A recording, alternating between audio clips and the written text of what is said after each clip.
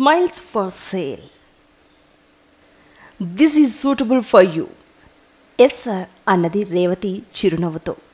లోపల నుంచి గందరగోళం రేగుతోంది. ఇది నాకు సూటబుల్ జాబా? నువ్విచ్చే 1000 రూపాయల కోసం ఎంతమంది వెధవల కోసం నవ్వాలరా నేను? ఎన్నిసార్లు ఎస్ సార్, థ్యాంక్స్ సార్ అని అబద్ధాలు చెప్పాలి?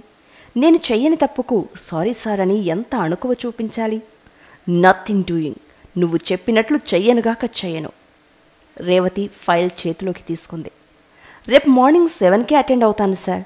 ఆ విషయం నాకు వదిలేయండి. వాళ్ళని రిసీవ్ చేసుకుని హోటల్ వంశీకి డైరెక్ట్ చేయాలి. అంతే కదా? అంతే కదా అనుకోకు. ఇది మనకు చాలా ముఖ్యం. నువ్వు వాళ్ళని ఎలా ఇంప్రెస్ చేస్తావో నాకు తెలియదు. కానీ రేపు సిట్టింగ్లో వాళ్ళు మన ప్రపోజల్కి నో అనకూడదు. రేవతి మళ్ళీ నవ్వింది. Okay sir, I can do my best. మళ్ళీ లోపల నుంచి గందరగోళం. ఎలా ఇంప్రెస్ చేస్తాన్రా? వాడి పక్కలో పడుకుంటాన్రా రాస్కెల్. మొహానికి పూసుకుంటే ఉన్న అందం పోయి నల్ల మచ్చలు వచ్చేసే ప్రోడక్ట్ను మార్కెట్లోకి వదిలావు. మినప్పిండి మరపట్టించి ఫేస్ ప్యాక్ని చేశావు. వచ్చేవాళ్ళ నెత్తిన అదంతా రుద్దితే నీకు లక్షలు వస్తాయి. మధ్యలో నాకేమిట్రా ఈ ఇంప్రెస్ చేసే శిక్ష? అన్నట్లు ఆ అడ్వర్టైజ్మెంట్ ఆఫీసర్కి ఫోన్ చేయి, ఉదయం కలుస్తా అన్నాడు. ఎస్ సార్, ఒక్క నిమిషంలో కాంటాక్ట్ చేస్తాను. రేవతి నవ్వు మొహంతో పొందికగా నడిచి వచ్చి సీట్లో కూర్చుంది. నడకలో విసురు ఉంటే అద్దంలోంచి వాడు కనిపెట్టేస్తాడు. ఫోన్ తీసి మళ్ళీ అదే గొంతుతో, this is Rao's and Rao's company, Revathi speaking. Krishnan ఉన్నారా? Oh madam Revathi, what a good day. నీ గురించే అనుకుంటున్నాను. మీరు ఫోన్ చేశారు. చెప్పండి, what can I do for you? Ad dummy చూపించే నెపంతో తన చెయ్యి మీద వేసిన వాడి చెయ్యి గుర్తుకొచ్చింది రేవతికి. ఆ వెంట్రుకలున్న మొరటు చెయ్యి తన భుజం తాకటం, పొరపాటున తగిలినట్లు మోచేత్తో రొమ్ములు తాకటం. మళ్ళీ మనసులో అలజడి. నాకు బ్యాడ్ డే. నీతో మాట్లాడడమే ఎలర్జీగా ఉంటే పైగా నీ సాయం ఒకటి కావాలా నాకు? అదే మిస్టర్ శంకర్ మీకోసం అడిగారు. అవును, ఈరోజు మా యాడ్ వస్తుందా? ఆయన మీతో మాట్లాడతారు. ఒక్క నిమిషం ఉండండి.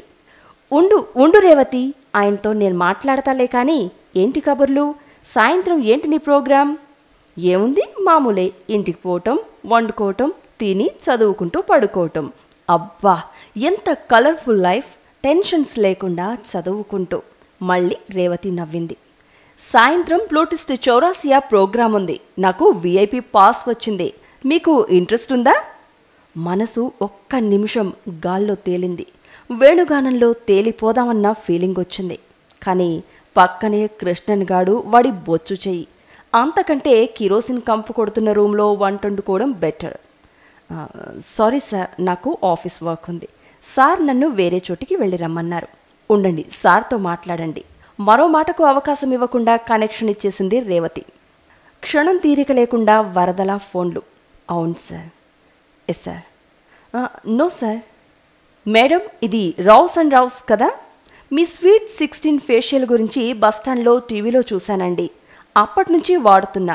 మొహంలో స్మూత్నెస్ ఏదీ కనబడలేదండి. రేవతి రాబోయిన నవ్వాపుకుంటూ, ఎలా వాడుతున్నారు మేడం? వారానికి ఒక్కసారా? అబ్బబ్బే, అలా కాదండి. బెటర్ రిజల్ట్స్ కోసం రోజుకి ఒకసారి ఫేస్ ప్యాక్ వేసుకోండి. పర్వాలేదంటారా? ఆశ నిరాశల మధ్య ఊగిసలాడే గొంతు. మళ్ళీ నవ్వేసింది రేవతి. ఈవిడ ప్రతి పూట ఈ మినప్పిండి పట్టించుకుని అందంగా అయిపోతానని ఊహించటం. నో ప్రాబ్లం మేడం, మేం హామీ ఇస్తాం. రేవతి మళ్ళీ ఎండీకి కనెక్షన్ ఇచ్చి, సార్, మన యాడ్కి మంచి రెస్పాన్స్ వచ్చింది సార్. ఉదయం నుంచి చాలా ఫోన్ కాల్స్ వచ్చాయి. అబద్ధం. ఒక్కటంటే ఒక్కటి. ఎవరో పిచ్చి పీనుకు. మనసు నొరు నొక్కింది రేవతి. ఎండి ఆనందపు నవ్వు నవ్వాడు.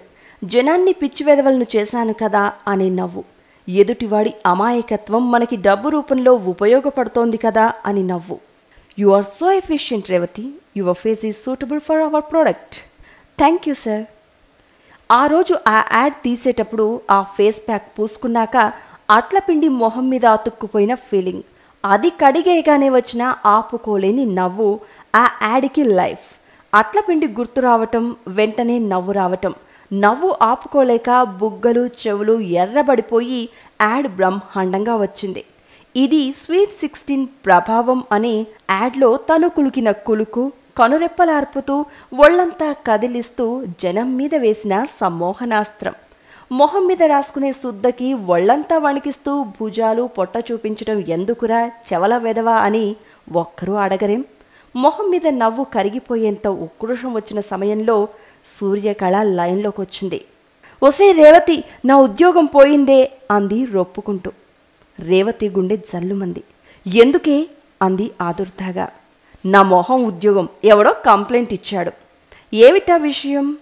29వ ఛానల్లో మీకు నచ్చే ప్రోగ్రాం ఏమిటి అన్న సర్వే కాంట్రాక్ట్ ఒకటి మా మేనేజర్ తీసుకున్నాడు. ఒక్కొక్కళ్ళకి 1000 కాల్స్, రోజుకి 30 రూపాయలు. రోజుకి 1000 ఇళ్ళు తిరిగి పకడ్బందీగా ఇంటర్వ్యూ చేయడం సాధ్యమా? ఊరికే పేర్లు వ్రాసుకుని ఛానల్ చూస్తున్నారా లేదా అని అడిగి మిగతావన్నీ పాజిటివ్ సమాధానాలు టిక్కులు పెట్టడం. అవన్నీ సబ్మిట్ చేశాం కదా. ఎవడో ఒకడు ఫోన్ కొట్టాడు, డీటెయిల్స్ సరిగా అడగలేదని. ఎవడేవాడు? అప్సరా అపార్ట్మెంట్స్లో జెండా కొయ్యగాడొకడు తగిలాడు. మనం ప్రశ్నలు అడిగితే వాడు నటించి చూపెడతాడు. Cool drink త్రాగమన్నాడు. సరదాగా మూవీ చూద్దాం, కాసేపు రండి అని ఆహ్వానించాడు. ఎక్కడ చేస్తాం, నీ పని చూసుకో బాబు అని వాడిని ఏం అడగకుండా వచ్చేశా. వాడు తీరిగ్గా ఫోన్ చేసి మీ డబ్బు తిని ఆడవాళ్లంతా ఎక్కడో వీధి అరుగుల మీద కూర్చుని టిక్కులు పెట్టుకుంటున్నారు, సర్వే లేదు పాడు లేదు అని చెప్పాట. మేనేజరు తిట్లు. మేనేజర్ ఏమిటి కొత్తగా? చంద్రం కదా. ఇప్పుడు చంద్రం కాదే అతను, ప్రమోషన్ మీద వైజాగ్ వెళ్తున్న స్పెషల్ ఆఫీసర్. ఇన్నాళ్ల స్నేహానికి సారీ చెప్పి తనకు కెరియర్ ముఖ్యం అన్నాడు. బిగ్నర్ అట తను. ఇప్పుడు ఈ వయసులో అమ్మాయిల స్నేహంతో కెరియర్ పాడు చేసుకుంటే ఫ్యూచర్ ఉండదట. రేవతి పళ్ళు కొరుక్కుంది. మరి ఇన్నాళ్ల నుంచి ఏమైందట ఆ జ్ఞానం? నీతో షికార్లు కొట్టినప్పుడు రూమ్కి రమ్మన్నప్పుడు కెరియర్ గుర్తురాలేదా? మనకు ఉక్రోషాలు కుదరవే బాబు. నమ్మటం తప్పు కదా, చనువివ్వటం తప్పు కదా. ఎమిడి ముందు పిలిచి చెడామడా తిట్టి ఉద్యోగంలోంచి తీసేశాడు. తరువాత బుద్ధిగా ఉంటే పని చేసుకోవచ్చునని అభిమానం చూపించి విషయం చెప్పేశాడు. నన్ను మనసు రాయి చేసుకోమన్నాడు.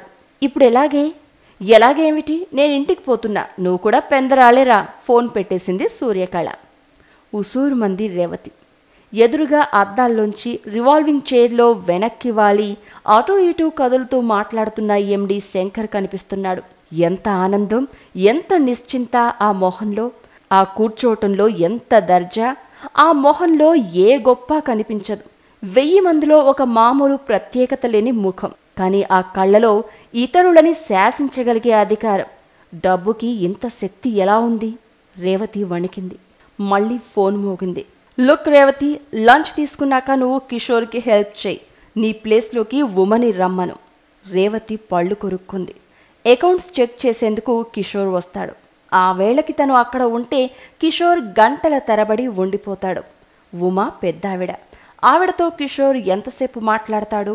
వాడు పని ఎగ్గొట్టకుండా చేసే ఎత్తిది. వాడికి కబుర్లు చెప్పి పని చేయించి అది ప్లాన్. ఓరిని బుర్ర వక్కలైపోను.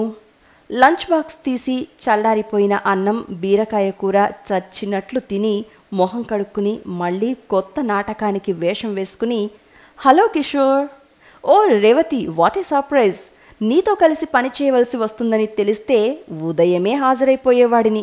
Let us celebrate with coffee. Okay thanks. ఇప్పుడే హెవీగా లంచ్ తీసుకున్నా. అరే, నేను మిస్ అయ్యానన్నమాట. నాకు తెలియకడుగుతా, ఇంత నాజుగ్గా ఉండడానికి ఏం తీసుకుంటారు మేడం? Only juice. నా జన్మకి ఎరగను అనబోయి మళ్ళీ అదే నవ్వు. కళ్ళు మాటిమాటికి గడియారం వైపు పరిగెడుతుంటే, ఎప్పుడైపోతుందా ఈ లెక్కల వర్క్ అని మనసు క్షోభ పెడుతుంటే, with pleasure, oh I see అనటం ఎంత కష్టం, ఎంత కష్టం. రూమ్ తాళం తీసే ఉంది. అమ్మయ్య, సూర్యం వచ్చేసింది అనుకుంది రేవతి. కనీసం లైట్ అన్నా వేసుకోకుండా మంచం మీద అడ్డంగా పడుకునుంది సూర్యకళ. ఏంటే సూరిపండు, అంతా గందరగోళంగా ఉంది. చంద్రం అలా మాట్లాడడమేమిటి? సూర్యకళ విసురుగా లేచి కూర్చుంది. జుట్టు చిందరవందరై కళ్ళు ఎర్రబడిపోయి ఏదో కొత్త మనిషిలా ఉంది సూర్యకళ. నిన్నిలా వదిలేసి వెళ్ళిపోవడం ఏమిటే అన్నది రేవతి. పెద్దగా నవ్వింది సూర్యకళ. రేవతి బిక్కచచ్చి చూస్తూ ఉండిపోయింది. సూర్యం మంచం మించి లేచి కూర్చుంది. కళ్ళు గట్టిగా తుడుచుకుని చెదిరిపోయిన జుట్టుని రబ్బర్ బ్యాండ్తో సరిచేసుకుంది. నీకో కథ చెప్పనా రేవతి అన్నది. రేవతి సమాధానం ఇచ్చేలోగానే, ఓ పురుగుంది రేవతి. ఈ సృష్టిలో సకల చరాచర జీవులకి ఓ జీవిత క్రమం ఉంది. ఈ పని ఇలా చేయాలి, ఇలా ఉండాలి, ఇలా బ్రతకాలి అని రూల్స్ ఉన్నాయి. ఈ పురుగుకి ఇలాంటి బోర్డర్ బ్రతుకు ఇష్టం లేదు. దానికి నిర్దేశించిన ప్రదేశంలో ఎప్పుడూ శరీరం ఈడుస్తూ పాకుతూ బ్రతకటం కంటే పక్కన విశాలమైన రహదారిలో చకచక నడిచిపోయే కాళ్లపైన మనసు, ఆ దారంట నడిచే వేల వేల కాళ్లలో ఓ జతకు ఈ పురుగు కంటపడింది. ఆశ్చర్యంగా, ఆనందంగా, ఆశగా ఆ రహదారి వైపే చూసి ఆ పురుగు కళ్ళలో మెరుపుకి ఆనందించి ఆ కాళ్లుగల ఆసామి ఆ పురుగుని చేతిలోకి తీసుకున్నాడు. అక్కడ ఆ పురుగుకి ఆ చేతుల వెచ్చదనం, ఆ బలం, ఆవేశం ఎంతగానో నచ్చాయి. అలాగే ఆ బలహీనమైన పురుగుకి ఉన్న అందమైన భావాలు, కలలు వినటం ఆ పెద్ద మనిషికి అంతులేని ఆనందం ఇచ్చాయి. అయితే ఎంతసేపని ఆ పురుగుతో కాలక్షేపం? అంతలో అతనికి మంచి పని దొరికింది. అతను వెంటనే పురుగుని నేలకు దింపాడు. నువ్విలా రాకమ్మా, కాళ్ల కింద పడి నలిగిపోతావు. నీతో కూర్చుంటే ఎలాగా? నాకు చాలా పనుంది, నేనెళ్ళిపోతున్నా అన్నాడు. ఆ పురుగుకు కోపం వచ్చింది. ఇన్నాళ్లుగా ఈ విషయం నాకు చెప్పలేదేం? నా రంగురంగుల కలలకు ఎందుకు ఊతమిచ్చావు అంది. అందుకు ఆ పెద్ద మనిషి, అదేమిటి, తీరిగ్గా ఉన్నాను కనుక నీతో కబుర్లు చెప్పాను. నేను ఈ రహదారిపైన కొత్తగా నడవడం మొదలుపెట్టాను. ఇంకా ఎంతో దూరం నడిచి ఎంతో పని చేయవలసి ఉంది. అప్పుడు నాకు అందమైన జీవితం దొరుకుతుంది. నీలాంటి పురుగులతో పిచ్చికలతో కూర్చుని కలలు కంటే ఎలా సరిపోతుంది అని అతను నడవడం మొదలుపెట్టాడు. పిచ్చి పురుగుకి తాపత్రయం అతనితో నడవాలని. అప్పటికీ అతను చెప్పాడు, నీ పురుగు జాతికి చెడ్డ పేరొస్తుంది, వెనక్కు వెళ్ళిపో అని. నీతో స్నేహం కట్టినప్పుడే, నీ అరచేతిలో పొందికగా కూర్చున్నప్పుడే నేను నా జాతిని వదిలేశా. నీ జాతిలో కలుస్తా అంది. అలా కుదరదని ఆ పెద్ద మనిషి వెళ్ళిపోతుంటే పురుగు అడ్డాలడ్డాలు పడి అతని కాళ్ల క్రింద పడిపోయింది. అతను పాపం నొచ్చుకుని ఆ నడ్డి విరిగిన పురుగుని జాగ్రత్తగా ఓ పక్కన పడుకోబెట్టి, ఇలా తొందరపడకు, కొంతకాలంలో నీకు నయమైపోతుంది. నీ తెలివితేటలతో, నీ ఉత్సాహంతో నీ జాతిలో గొప్పగా వెలిగిపోతావు. బీ కేర్ఫుల్ అనేసి వెళ్ళిపోయాడు. ఇప్పుడు ఆ నడ్డి విరిగిన పురుగు ముసుగులో ఉన్నానే చిలక. కనపడని బాధ ఇది, అండర్స్టాండ్ అంది సూర్యకళ. రేవతి ఏడవబోతే వద్దని కోప్పడింది. ఇద్దరూ నిశ్శబ్దంగా కూర్చున్నారు.